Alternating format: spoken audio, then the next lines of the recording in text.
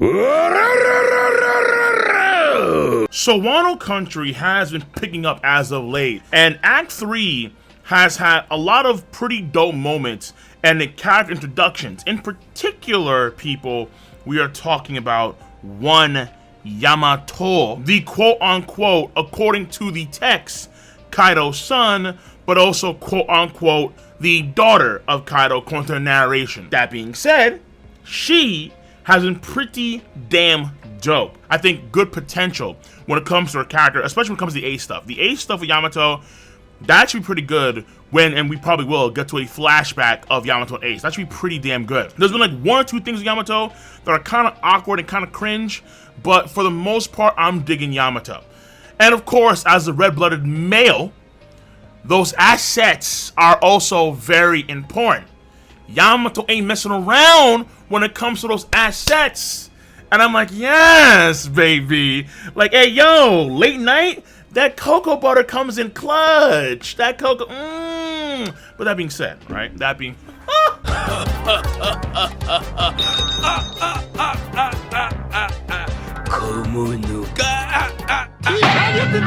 That being said, this video is about Yamato potentially joining the crew in the concept that I want to call the Monster Quintet, okay? The Monster Quintet. Now, in this case, Yamato would equal Oden, just how Luffy would equal Whitebeard / Roger. Oden joined Whitebeard's crew, and then later on joined Roger's crew, and then Yamato would follow suit, because in a sense, she is Oden. And plus she has Oden's log too. Oden's log is going to play a major role in this arc, or in the arcs to come, potentially. It depends on Oden how he wants to roll Oden's log.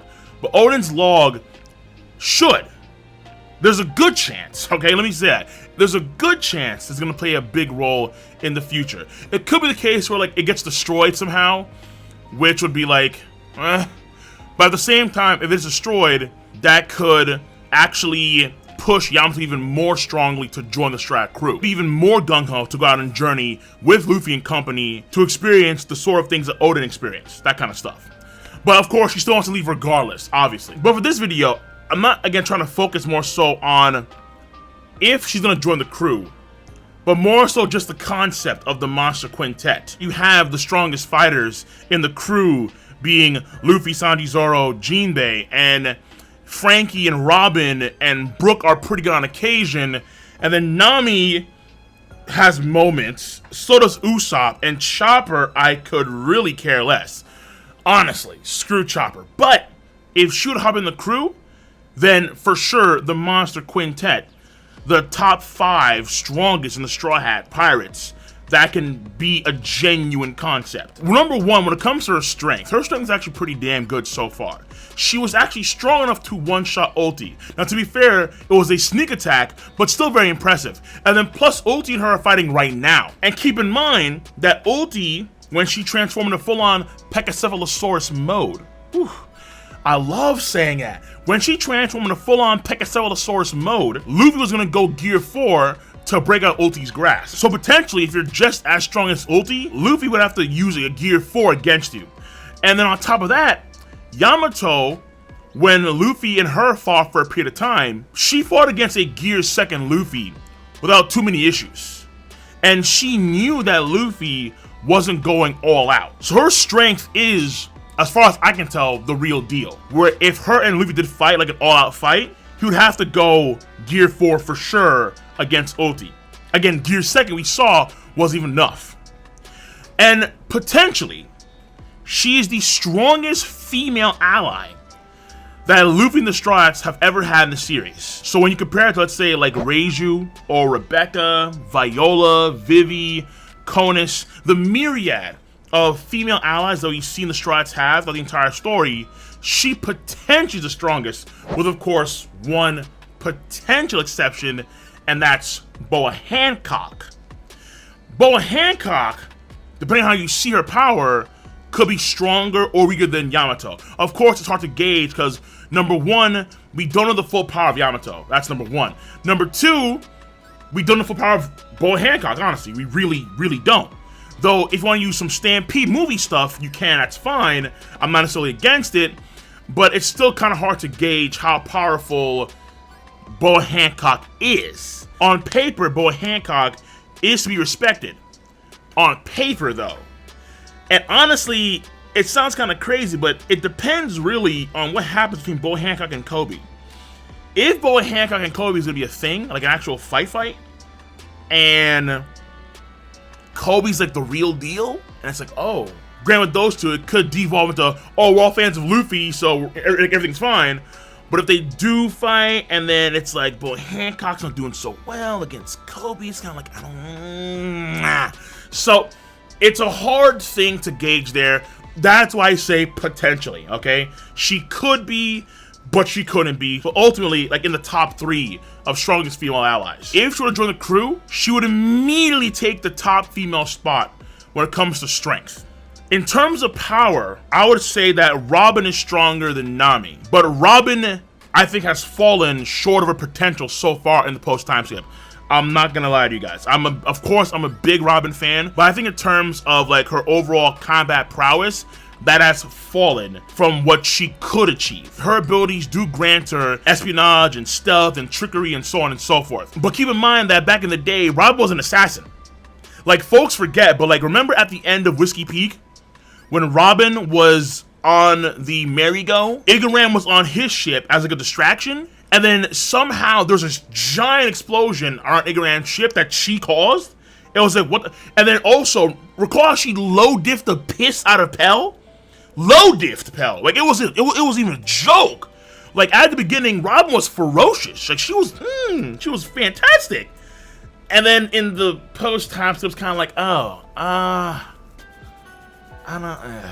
The last major thing I can recall Robin doing from a fight or combat perspective is stopping Hakuba. That's it. Which is why I'm really, really hoping that we get to see her in a fight in this arc.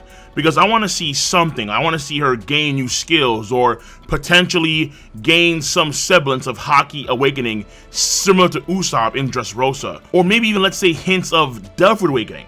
Stuff like that for Robin.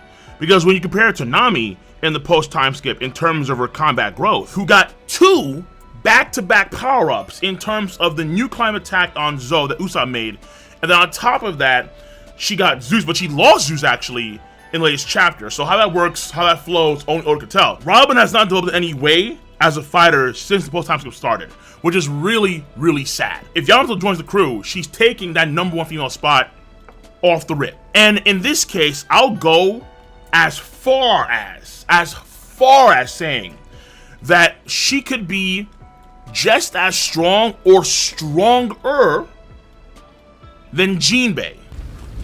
Doesn't make any sense. It doesn't make any sense, sir. Now, of course, this is potentially. She could be the weakest of the bunch because I think Oda has this kind of, and you kind of see here or there, but a lot of times in One Piece, the female of the group tends to be the weakest of the group. Like, for example, I'm thinking of right now, like Caulifla in CP9. Caulifla is easily the weakest of that group, without a doubt. She's superhuman, true, but she's the weakest. So it could apply with Yamato too, if she would join the crew. But keep in mind that this is Jinbe, all right? First son of the sea, he's a very, very impressive fighter in his own right. All right, like he fought Ace one-on-one for several days. He low-diffed, genuinely so. He low-diffed Moria back in Marineford War. We've seen him block Akaino's attacks. He also knocked off Big Mom from the ship, from the Sun Ego. So clearly, Jinbe is no slouch of a fighter. That is 100%. But what you can do, and it is a very unfair comparison, I'm gonna say here now, it is a very unfair comparison because the context is so dramatically different from then to now. What you can do is compare Yamato and Jinbe by comparison of how they handle Luffy in their fights. Because Jinbe fought against Luffy on Fishman Island, and then Yamato fought against Luffy in Wano Country in chapter 984. Yamato's fighting against a Gear 2/Gear 3 Luffy and doing fairly well, and she's not hurt at all. Whereas Jinbe fought against Luffy and they were trading, but he kind of got hurt, then Luffy kind of got hurt, and then in came Sanji to mix, and then Robin tried to stop that too. It was a weird thing there. And that's why it's not really a fair comparison. It's really, really, really not. Because the context is so dramatically different. Jinbe and Luffy had a friend fight because they got into an argument and then they fought over that argument, whereas Yamato was, at the time, in his mind, someone to not be trusted and someone that was staying in his way. Even though you could argue that both Yamato and Jinbe at the time were not going all out, and the same thing applies for Luffy at both times too. However, also, Luffy is stronger now than he was back then. The same thing should apply for Jinbe, given, let's say, the natural progression of time in the story, like the natural flow. But Luffy, we know for damn sure, is absolutely, definitely stronger now compared to his past self on Fishman Island. That is very, very obvious. So 100% do not lean on this. 100% do not lean on this. But nonetheless, I just want to kind of throw it out there. And on that note, I would say that the power structure would be Luffy's number 1, Zoro and Sanji I see as equally as strong, and then Yamato could be over Jinbe or Jinbe over Yamato. So it's all potentially, but that's how the Monster Quintet would roll in my mind. So Luffy, then Zoro and Sanji equal, then Yamato over Jinbe or Jinbe over Yamato. Now from a leadership standpoint, because she would be among the top 5 strongest fighters in the crew, just how Oden was the 2nd division commander of the White Beard Pirates, it is very possible that she would gain a commanding type of role later on in the series, i.e. Final War. Final War, Final Arc.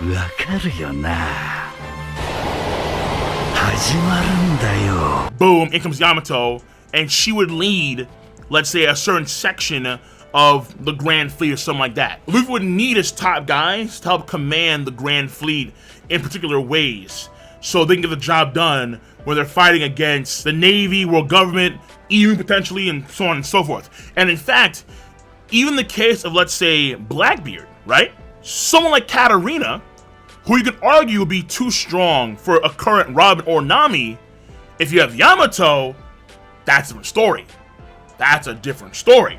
You see what I'm saying? Potentially you could have, let's say, a Robin and Nami versus Katarina. But if not, you could have Yamato versus Katarina one-on-one. But Luffy would need his top people that are the strongest to help him with bigger scale battles and wars that inevitably he's going to fight. At least against Blackbeard, I'd argue. And of course, in the final war, come the end of it all. What happens there, only Oda knows, but he would need people that he can trust that are also very powerful. And on a side note, this mimics the Big Mom Pirates more so than Shanks' crew or Kaido's crew. Because in Kaido's crew, you have the top 3, Jack, Queen, and King. In Shanks' crew, you probably, according to chapter 957, it was noted that Shanks has very powerful guys like, and they mentioned 3 guys. They mentioned Ben Beckman, Lucky Roo, and Yasop. But previously, before Ma D Monk Urouge came in there and did his dues, it was the top 4. Because you had Katakuri, Smoothie, Cracker, and Snacks. You had the 4 Sweet Commanders of the Big Mom Pirates. So in this case, in this scenario, it would mimic the previous Big Mom Pirates. Let's say pre-time skip Big Mom Pirates, where you had the 4 Sweet Commanders. In this case, you had 4, I guess the 4 Strike Commanders, in this case. The Monster Quintet. And then finally, if she were to join the crew, because she's quote-unquote like Oden, if Momo joins the crew, I can definitely see both Zoro and her in a way for their characters to expand. I can see them taking mentorship-like roles for Momo if he does join the crew as, let's say, a cabin boy. So the idea of the Monster Quintet, I think, is a pretty dope idea. I like the idea of a very strong and dependable female character in the Strat crew. I think that is very, very needed. The reality of the matter is that you can't depend on Nami among the weak trio. And you, as much as I hate to say it, you can't depend on Robin that much either. When it comes to power, you just really can't. Back on Punk Hazard, it seemed to me like Monet was gonna coast both Robin and Nami. That's what it seemed to me, honestly. And because Luffy has to fight the strongest guy, and because Sanji doesn't kick women, and because Zoro holds back, And because Frankie would rather kiss him like what we saw in Just Roast with that big woman, with that big old fat woman. And when it comes to Usopp, he held back with Sugar too. Didn't actually attack Sugar, more so just scared the piss out of Sugar. So it's safe to say that he would hold back against a female too. I mean, Perona. We see Usopp hold back against Perona and actually not hurt Perona physically. If there is going to be a strong female adversary, because you do have people like Katarina, you do have, let's say, Stussy from CP0, potentially in the future, hopefully Oda, hopefully we have Smoothie come back into the fray as a fighter. Hopefully Oda, please. She's second Sweet Commander, and the one that's actually there in Wano right now that's coming in hot is Pero Sparrow and not her. That's kind of wild, Oda. That's kind of nuts. There should be powerful female opponents coming in hot in this arc and in the future. And Zoo's power for Nami is impressive, but Nami is still ultimately a member of the weak trio. And for the time being, she lost Zeus, and Robin isn't that great. Yamato could be our girl to get the job done when the boys won't or can't do it. But hey, let's see what Oda's gonna do in the future of the story, in this arc and the arcs to come. So let me know your stance on the subject matter at hand. Be sure to rate the video. It is not that hard to do. I guarantee you all that, because I know that you all have what's called Zamasu. You use Zamasu to click, rate the video, to click, subscribe, to click on that bell to join the squad. And of course, as always, feel free to please do comments in the comment section down below. Peace, and have a nice goddamn day.